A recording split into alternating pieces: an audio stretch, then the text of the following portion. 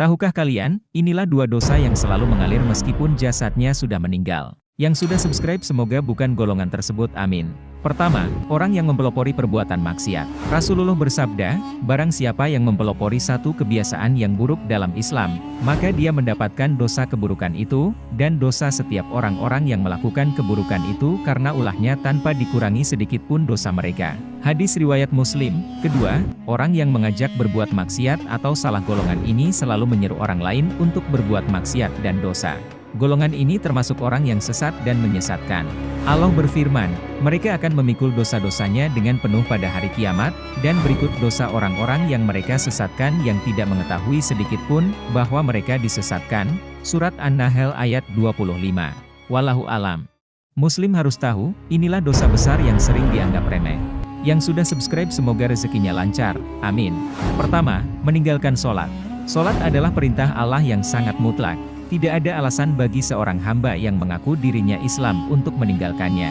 Kedua, berpacaran. Pacaran merupakan sebuah tindakan dan perbuatan yang termasuk zina.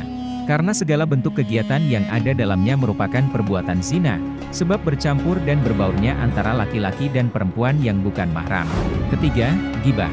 Setiap muslim yang ghibah atau bergunjing akan mendapatkan dosa besar. Maka dari itu, ghibah harus dijauhi dalam kehidupan sehari-hari. Keempat, durhaka kepada orang tua. Tidak sepantasnya seorang anak berkata kasar bahkan melawan kepada orang tua. Islam menganjurkan untuk memperlakukan mereka dengan sebaik-baiknya perlakuan, wallahu alam. Tahukah kalian, bahwa dosa ghibah lebih besar dari berzina? Yang sudah subscribe semoga rezekinya lancar, amin. Allah berpesan kepada kita melalui surah Nur ayat 19, siapapun gemar menceritakan atau menyebarluaskan kejelekan saudara muslim kepada orang lain diancam dengan siksa yang pedih di dunia dan di akhirat. Berikut balasan kelak bagi para pelaku ghibah. Rasulullah bersabda, ghibah itu dosanya lebih berat dari dosa zina. Ditanyakan pada Nabi, bagaimana mungkin? Nabi menjawab, lelaki yang berzina lalu bertaubat maka Allah akan menerima taubatnya. Sedangkan pelaku ghibah dosanya tidak akan diterima kecuali ia dimaafkan oleh yang digibahi. Riwayat Tobroni. Berghibah merupakan salah satu tindakan yang mungkin sepele dalam kehidupan sehari-hari, namun ternyata termasuk salah satu dosa besar.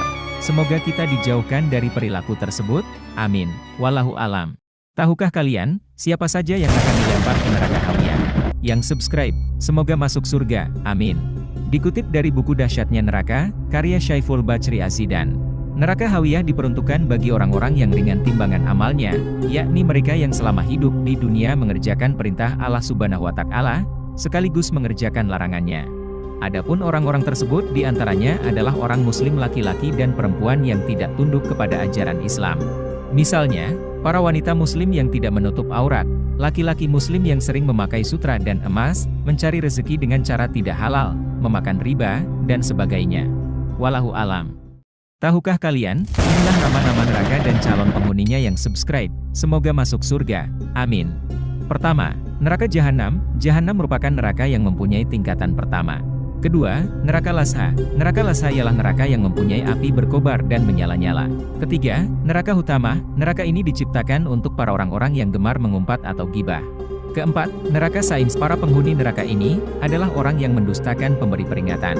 Kelima, neraka Jahim. Orang-orang yang mendustakan ayat-ayat Allah akan dimasukkan ke neraka ini. Keenam, neraka Sakar. Neraka Sakar diciptakan untuk tempat orang-orang yang tidak pernah mengerjakan sholat. Ketujuh, neraka Hawiyah. Para penghuni neraka Hawiyah adalah orang yang munafik semasa hidupnya. Wallahu alam.